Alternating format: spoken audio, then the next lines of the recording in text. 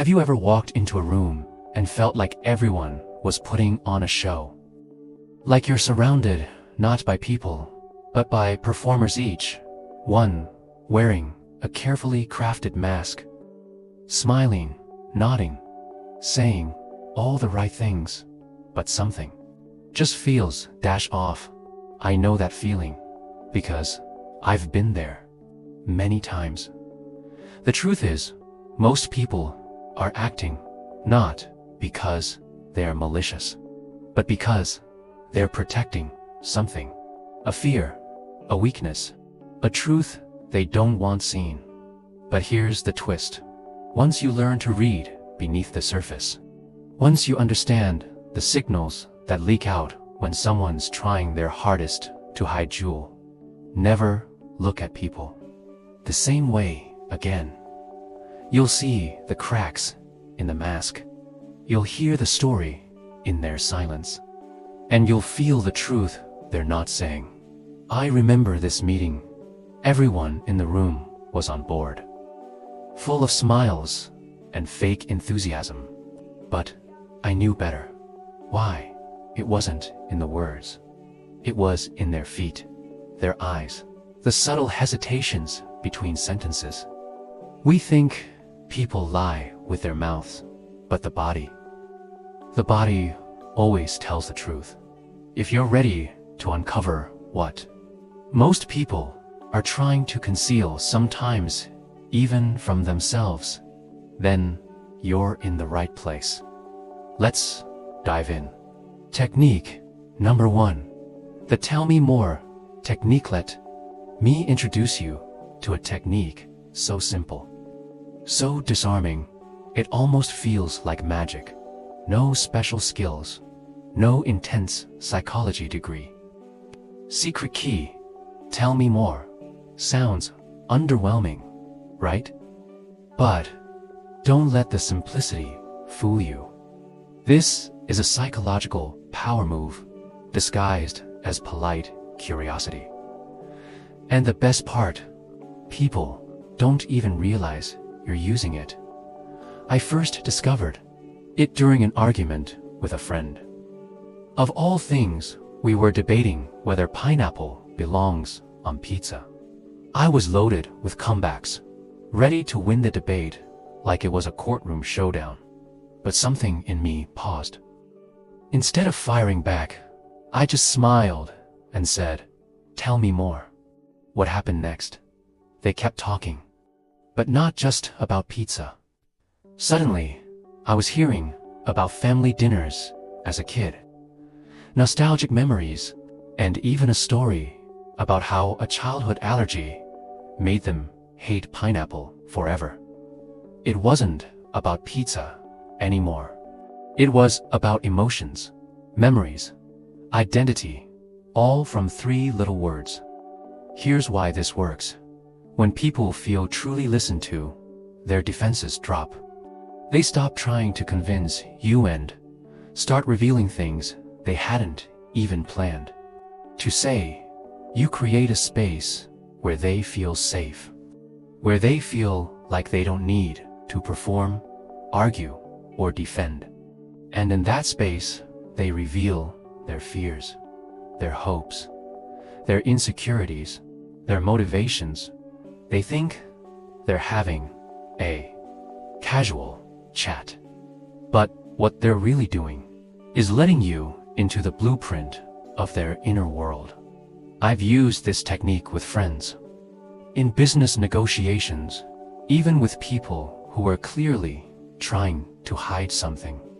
And it works every time. One time, during a tense business meeting, I was tempted to push my agenda hard, but I stayed calm. I just leaned in and kept repeating, "Tell me more." By the end of the meeting, the other person had spilled everything, their pressure points, their desperation to close a deal, even the limits of what they could offer. It was like they handed me the playbook to their entire strategy, and all I did was listen.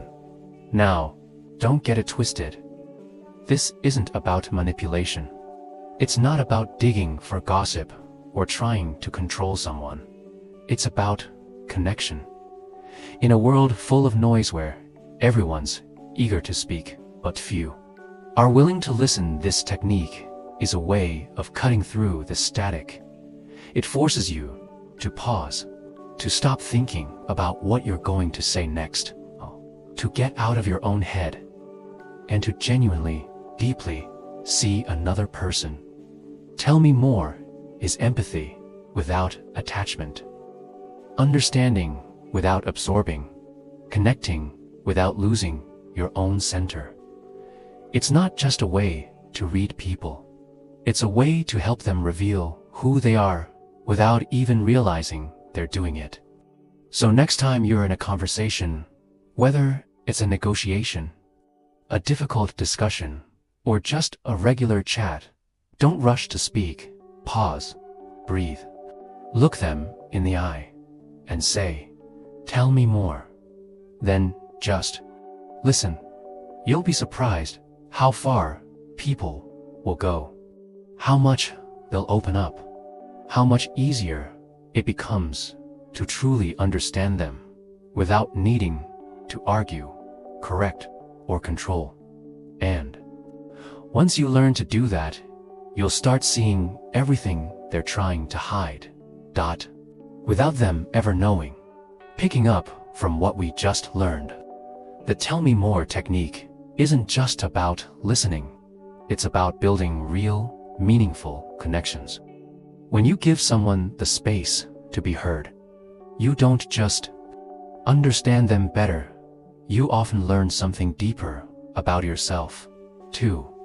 Because reading people is never just about them. It's also a mirror reflecting who you are in the process. And that brings us to a second, incredibly revealing method, one that doesn't rely on words at all. Technique number 2. Watch how they treat people in a lesser position.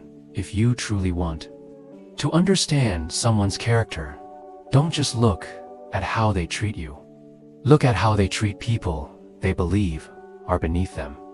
This might sound simple, maybe even obvious, but in reality, it's one of the most powerful indicators of who someone really is beneath the surface. We live in a world obsessed with appearances. People can be charming, eloquent, and endlessly polite when they want something, or when they know they're being watched.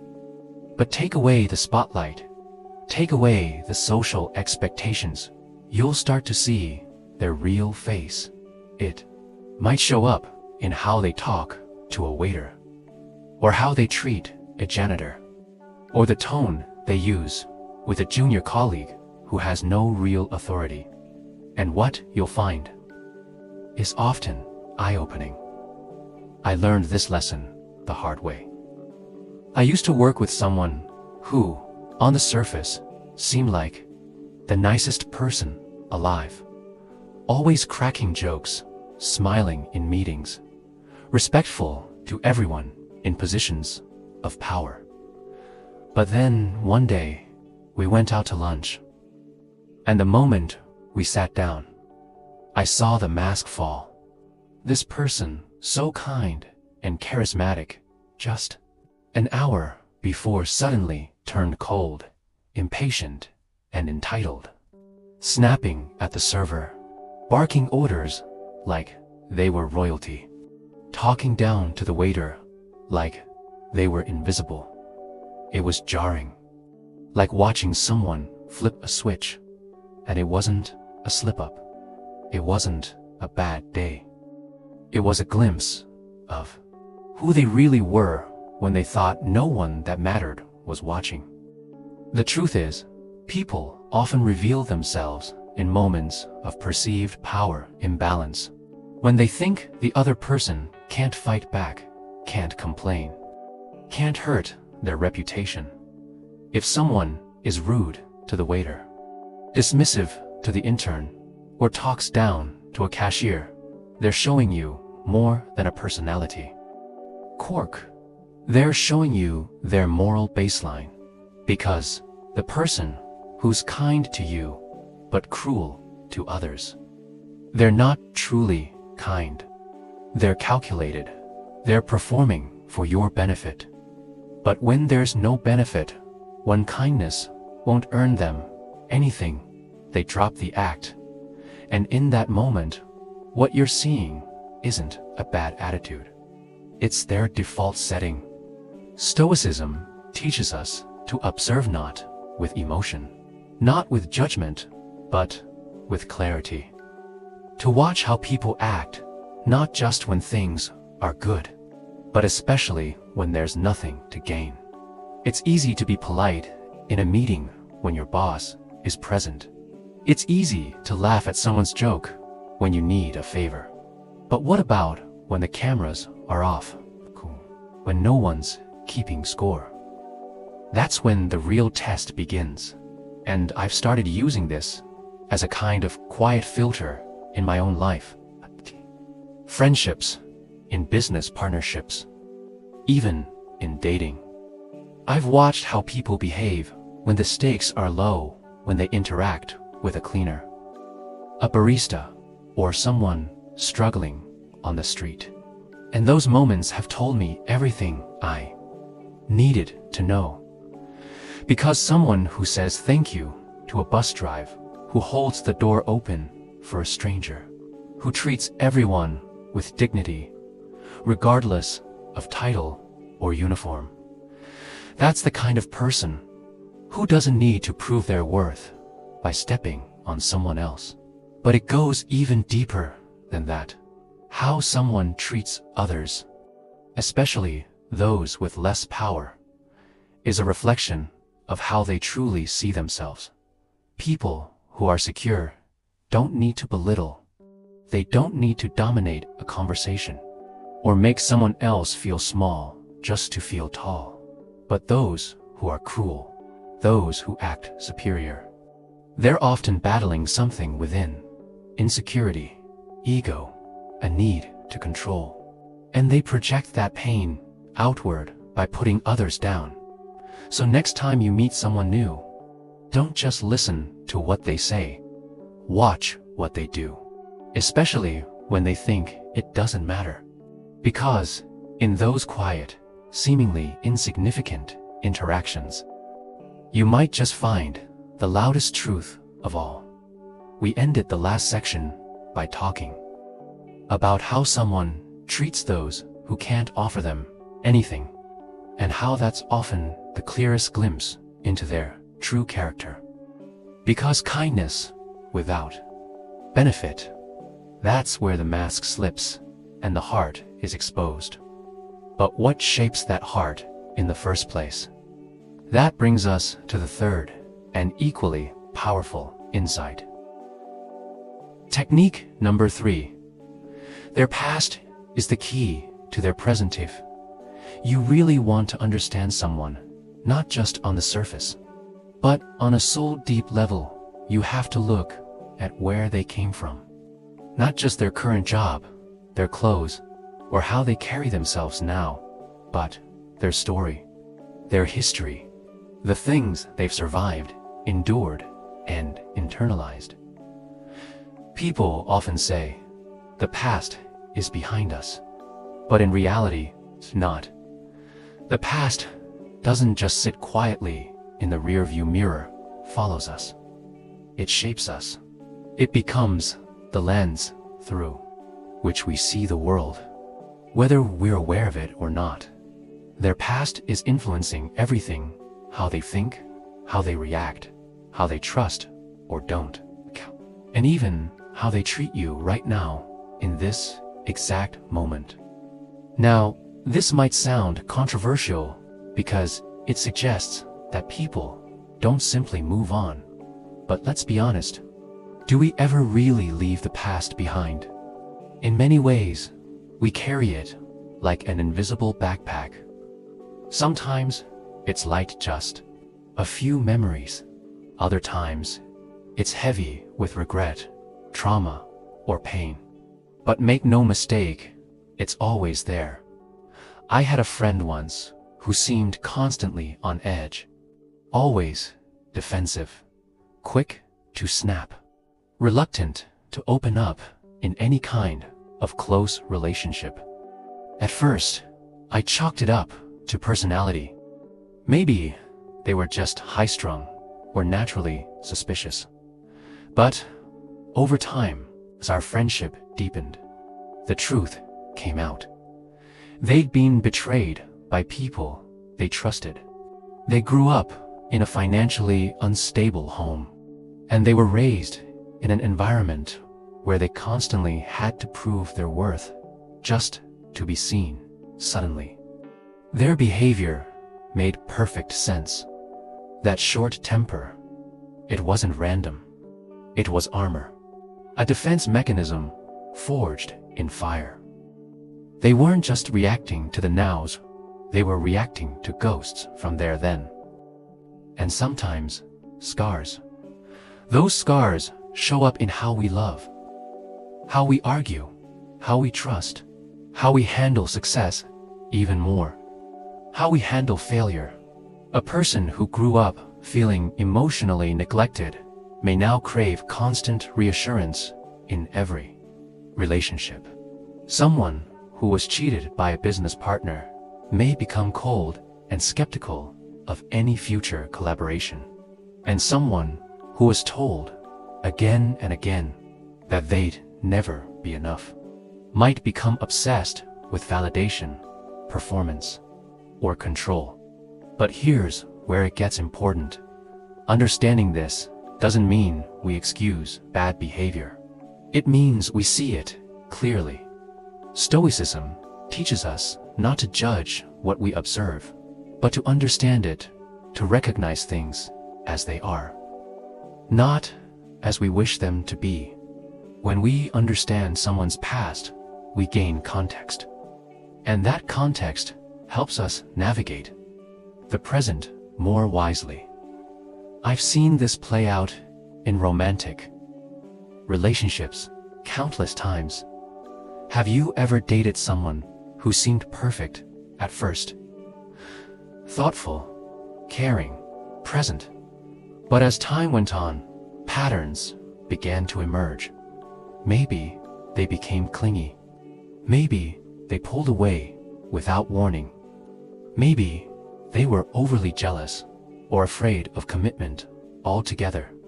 9 times out of 10, if you dig deep enough, there's a reason. A history of broken trust. A betrayal they haven't healed from. An experience that planted the seed of fear. And now that fear has taken root in how they relate to you. When you understand that, it doesn't mean you have to stay. It doesn't mean you tolerate toxicity. But it does mean you're no longer confused. You see the why behind the what. And here's the hardest truth of all. Most people are stuck in cycles, living out emotional patterns formed long ago, unaware that they're just repeating the past.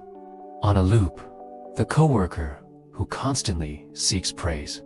Chances are, they were never made to feel enough growing up. The friend who always sabotages their own happiness. They may be reacting to a deep-rooted fear of rejection planted by a parent, an ex, or a painful moment they've never fully confronted. We think people are responding to the present, but often they're responding to echoes, their habits, their fears, their attachments. It's all a mirror reflecting the unresolved chapters of their story. And here's the takeaway. If you want to truly read someone, not just what they say, but what drives them, you have to be willing to look at where they've been, not to judge, not to fix, but to understand, because beneath every reaction is a reason, and behind every wall is a wound. In the last part, we explored how someone's present behavior is often a reaction to the echoes of their past and how recognizing. That helps us understand them more clearly. But there's a deeper truth here, one that goes beyond just observation, because sometimes understanding someone's past doesn't just help you navigate the relationship. It can also help them finally break the cycles they've been trapped in for years. You see, once you begin to recognize the patterns someone is stuck in, there's something powerful you can do. You can gently, without judgment, shine a light on what they keep repeating. Maybe it's how they always sabotage good opportunities, or how they push people away when things start to get real, or how they shrink themselves to avoid conflict. If you point it out with care, not accusation, you might help them connect the dots for the first time. Loop they've been living in, that moment of insight. It can be life-changing, because the truth is, most people aren't choosing their patterns. They're reacting to unresolved pain. They're replaying a script written long ago. And when someone finally sees that script clearly, they can start to rewrite it. Stoicism encourages self-awareness, growth, and, above all, the practice of seeing things as they are, not as we assume them to be. So when you understand someone's story, when you look beyond the moment and into the timeline, you gain not only empathy, but influence, not to manipulate, but to guide. To hold up a mirror when they can't see themselves clearly. It's easy to judge someone for being distant, defensive, or cold. But when you understand that those behaviors were born from a need to survive, to protect, to avoid repeating pain, you approach them with more clarity and more compassion, while also protecting yourself from being consumed by their unresolved battles. In short, the past is always present. To truly understand someone, you can't just look at the chapter they're writing now. You have to read the whole book. Now, let's shift gears, because while reading someone's emotional history helps you understand their why, reading their tone helps you catch what they're not saying out loud. Technique. #4. Sudden changes in tone signal lies or hesitation. One of the biggest giveaways that someone is lying or hiding something is a sudden change in their tone of voice. Most people don't even realize it, but our voices betray us. Long before the words give anything away, the tone sends a signal that something's off. When someone's speaking from a place of confidence or honesty, their tone tends to be smooth, steady, and natural. The words flow, their pacing feels grounded. It all fits. But the moment there's discomfort, guilt, or uncertainty, the voice shifts. It might be subtle, or it might be glaringly obvious. Either way, it's like their subconscious is waving a red flag, hoping someone notices. I remember working with a colleague who had the gift of charm. They could talk their way through anything: meetings, presentations, negotiations. They always had the right words. Until one day, we were discussing a project deadline, and out of nowhere, their voice changed. It dropped in pitch. Their usual smooth cadence became choppy. They started hesitating, pausing between words, like they were searching for a safe answer. It was like a record that suddenly started skipping. That shift was my cue. Something wasn't right. And sure enough, it turned out they hadn't even started the project. They were just trying to cover it up. They didn't lie with their words, but their voice gave them away. Here's why this happens. When we lie or feel anxious about what we're saying, our mind and body go to war. The brain tries to keep the lie alive, but the body knows the truth. And one of the first places that inner conflict shows up is in the voice. It might crack unexpectedly, rise in pitch, drop into a monotone, or stall with odd pauses that don't quite fit the rhythm of natural speech. It's as if the words and the emotions behind them are out of sync, like watching a movie where the dialogue doesn't match the actor's lips. That dissonance, that's your clue. Think back to the last time you caught someone in a lie. Did their voice suddenly get quieter? Or maybe it sped up like they were rushing to get it over with. Perhaps it sounded forced, overly cheerful, like they were trying too hard to sound normal. These shifts are often subconscious, but they're real. And they signal discomfort, whether from dishonesty, insecurity, or emotional tension.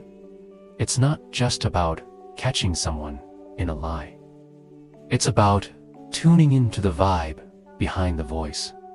Because hesitation, uncertainty, or overcompensation all show up there first. I once had a friend who was always excited about weekend plans. Dinners, trips, get-togethers, you name it, they were in. But every time it came closer to the actual day, something would shift. Their tone would flatten. They'd say things like, "Yeah, looking forward to it," but with no real energy behind it. Eventually, I realized the pattern. They didn't actually want to go. They just didn't know how to say no without feeling guilty. And again, it wasn't their words that gave it away. It was the tone. The way their voice lost life while their mouth still said yes. Tone speaks before language. It whispers truths people aren't ready to say. If you learn to hear it, you'll be reading people in a way they never expected. In the last section, we explored how sudden shifts in tone can reveal what someone's really feeling, even when their words say something else. And once you start noticing these vocal changes, you'll realize how often people's voices betray what they're truly thinking or avoiding. I had a friend who always seemed excited about the plans we made. She'd text with exclamation points, send emojis, and talk enthusiastically about how fun everything sounded. But the moment I suggested something she wasn't entirely into, maybe a restaurant she didn't like, or an activity she wasn't in the mood for, her tone would shift instantly. Her voice would flatten. The lightness disappeared. It was like someone had flipped a switch, turning off the enthusiasm mid-sentence. Even if she said she was fine with it, her voice said otherwise. That subtle change, it became my cue that she wasn't fully on board. This phenomenon doesn't just show up in friendships. It plays out in business deals, in family conversations, even during seemingly casual chats with strangers. Experienced it to when someone you're talking to suddenly changes, going from upbeat and warm to distant, defensive, or overly formal. They may still be talking. They may still be smiling, but the vibe, it's changed. And if you're paying attention, you can feel it before you can even explain it. Here's the key. In those moments, stop focusing solely on what they're saying. Start listening to how they're saying it. That sudden drop in energy, the change in pitch, a strange hesitation where there wasn't one before. These are subconscious cues, and they're often your clearest window into the truth that someone's not saying aloud. Sometimes they're lying. Other times they're simply withholding. And occasionally, they're not even aware of it themselves. And here's where it gets deeper from a Stoic perspective. People don't always lie to deceive you. Often, they lie to themselves. They say they're fine, but they're not. They say it's no big deal, but it is. They pretend they're confident while their voice trembles with doubt. And when they speak that lie out loud, their tone, the tremble, the forced calm, the odd pacing gives them away. Not because they want to be caught, but because some part of them is uncomfortable with the story they're trying to sell, even to themselves. Stoicism teaches us to observe without judgment, to watch, to listen, to notice the dissonance between what someone says and what they signal without even realizing it. Your job isn't to accuse or confront, it's to understand. And here's something worth reflecting on. We all do this. We've all had moments when we said something we didn't quite believe and noticed our own voice falter. Maybe your tone softened when you said, "I'm over it," but deep down you weren't.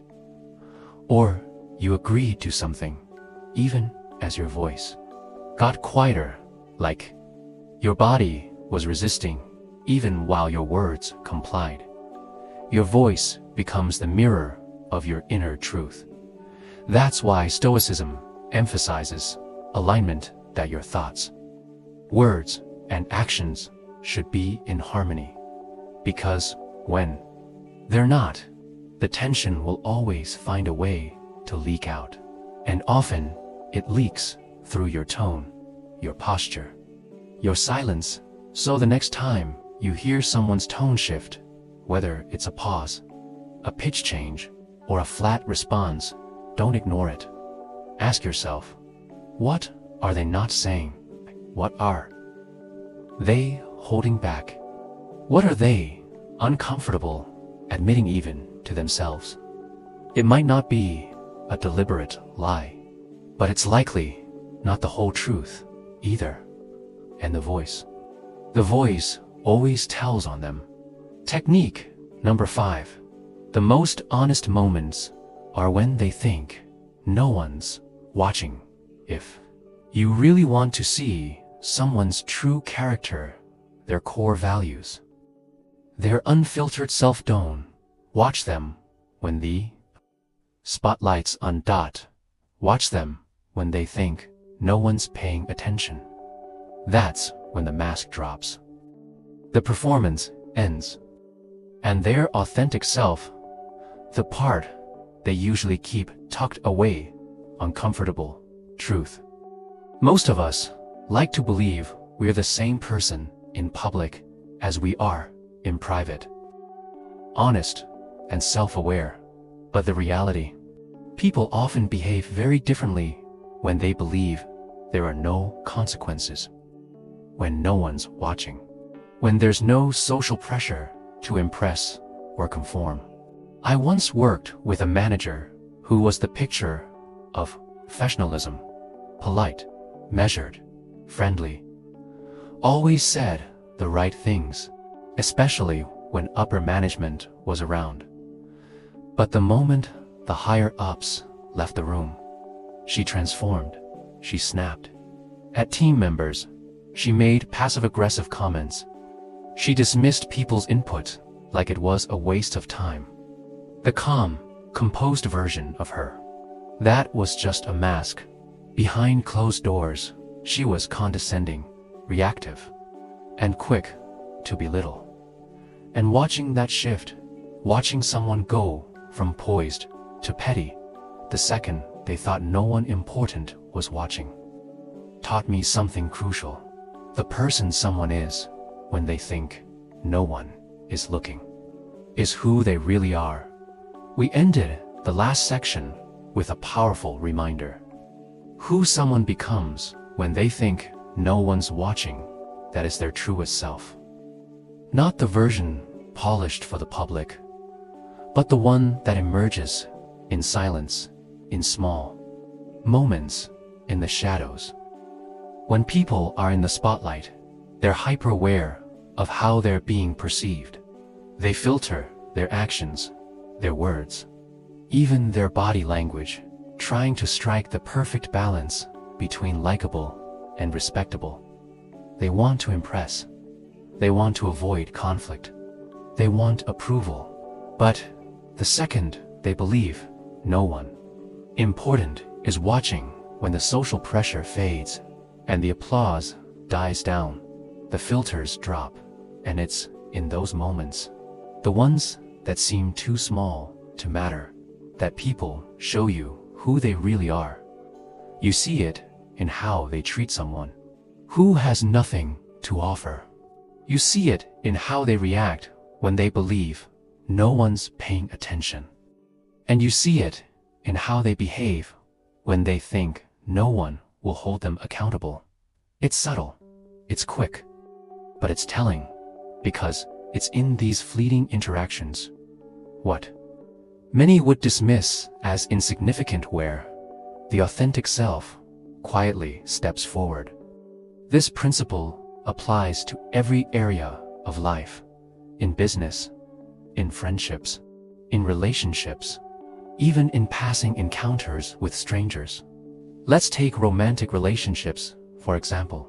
In the beginning, both people usually put their best foot forward. They're polite, generous, patient.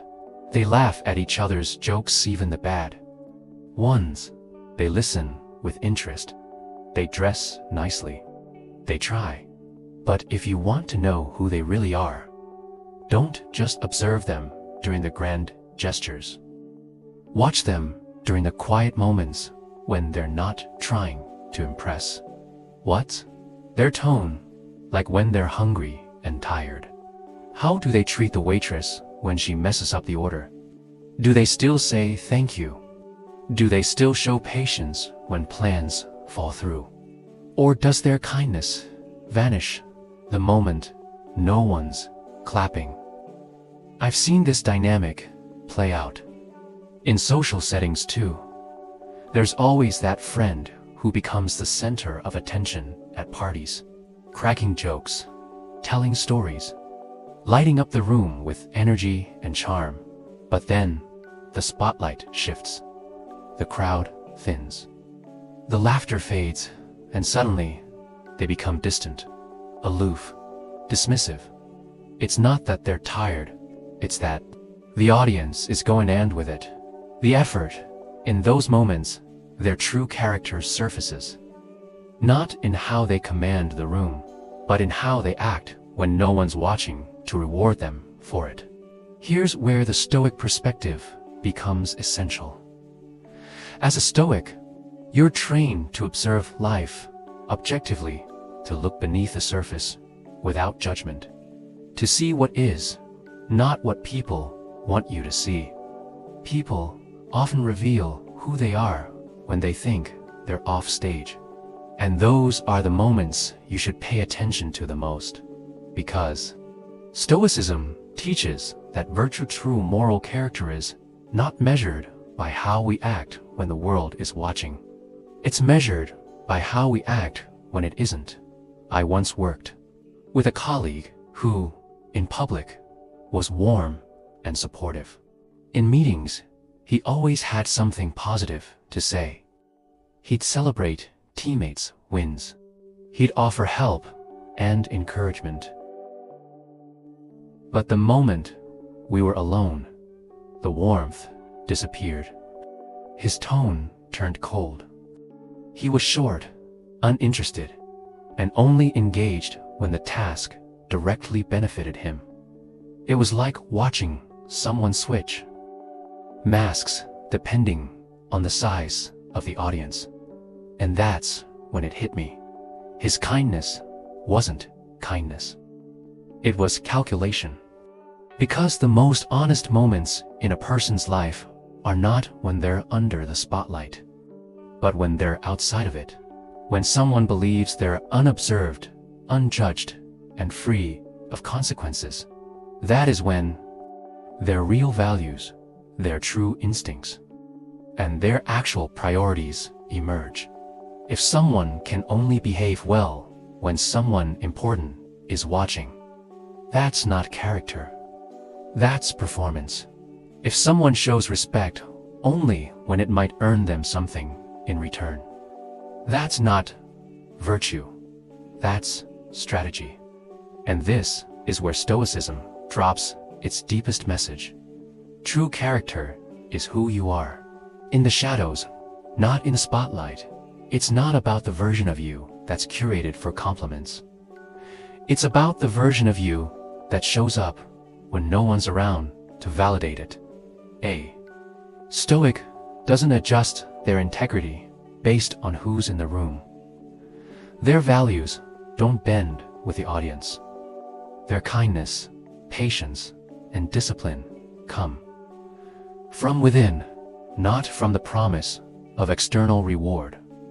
So ask yourself, and ask this of others, would they still be good if no one were watching? Because in the end, it's not applause that defines a person. It's alignment between what they believe, what they value, and how they quietly live when no one else is keeping score. In the last section, we explored the idea that a person's true nature emerges not when they're being watched, but in their most unguarded, unseen moments. And when you observe those moments without judgment, you not only see them more clearly, you are also reminded of the importance of living your own life with integrity, even when no one's around to see it. So the next time you want to truly understand someone, don't fixate on their grand gestures or their polished public persona. Look instead at the quiet, in-between moments when the spotlight is off, when the audience is gone. That's when you'll witness who they really are. And in those moments, that's where the truth lives. Now, let's look at one more powerful lens for reading people in. This one is often hiding in plain sight. Technique number 6. Emotional reactions. Reveal priorities. Say if you want to know what truly matters to someone, what they value deep down, even if they don't talk about it. Watch how they react emotionally, because emotions don't lie, even when words do. Even when people try to appear calm, controlled, or indifferent, strong emotional reactions are like an unfiltered window into the soul. Whether it's anger, excitement, anxiety, or even joy, those spikes in emotion are signals. They expose priorities, they reveal vulnerabilities, and they shine a light on what a person holds closest to their heart. Let me share a quick story. I once worked with a colleague who was the definition of composure. Calm in meetings, rational in debates. He never raised his voice, so one day, something shifted. We were in a routine team meeting, and someone casually suggested a minor change to one of his projects. Suddenly, he exploded. It wasn't a rude suggestion. It wasn't even a major revision, but the reaction. It was huge, sharp, defensive, out of character. At first, I was surprised, but then I realized this wasn't about the change itself. This was about what the project meant to him. He had poured countless hours into it. It wasn't just a task, it was a piece of him. His pride, his identity, his creation. That emotional outburst revealed more than any status report ever could. Without saying it directly, his emotions told the truth. This matters to me more than you know. And that's the thing, people won't always tell you what matters to them with words, but their emotions. They'll tell you everything. Boss, who bristles when you question his decision. It's not just about control, it's because being seen as right is tied to his self-worth. The friend who gets unusually defensive over something small. It's probably touching an old wound or tapping into a deep insecurity they've never fully shared. And that person who lights up when you praise their work, it's not just gratitude. It's because recognition is a core need for them if they pretend it's not. The strongest emotional reactions, whether positive or negative, reveal what lies beneath the surface. They might try to act cool, detached, or indifferent most of the time. But when something they care about is challenged, or acknowledged, or even threatened, you'll see it. You'll feel it. Anger, frustration, elation, tension, excitement. All of it points to something important. And this isn't limited to negative reactions, like conflict or defensiveness. Sometimes, the clearest signs come from the things that make someone glow. Think about the way someone talks about their passion project, their side hustle, or their favorite hobby. They become more animated. Their eyes light up. Their posture shifts forward. Their voice rises just slightly in pitch. That joy, that spark. It's telling you, this matters to me. In romantic relationships, this principle is especially revealing. Maybe your partner seems oddly upset when plans fall through even though they say it's fine. What's underneath that? It might mean that quality time is their love language. That time with you is what they value most. Or maybe they become anxious when you don't text back quickly. It's not just neediness.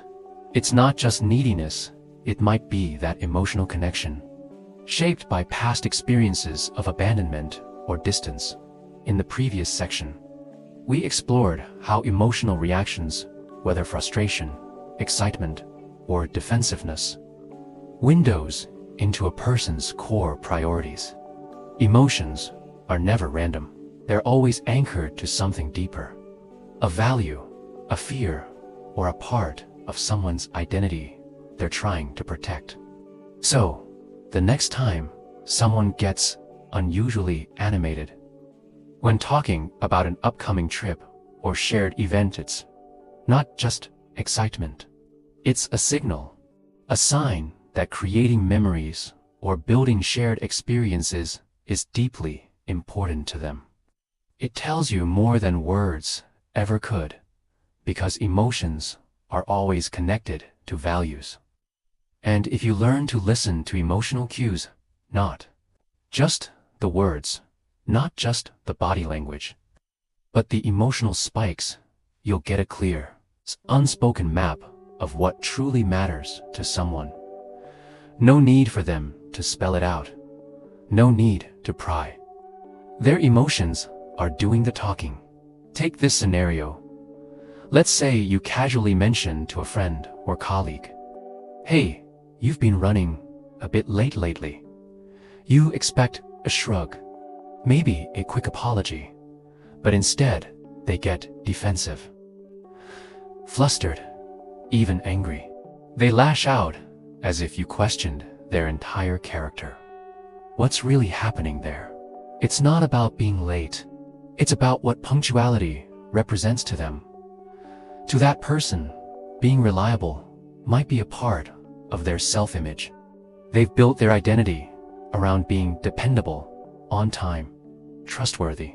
So even a small jab feels like a threat to something sacred, that emotional outburst. It's their unconscious way of protecting a core value, the value of being seen as reliable. And that's where Stoicism offers such powerful clarity.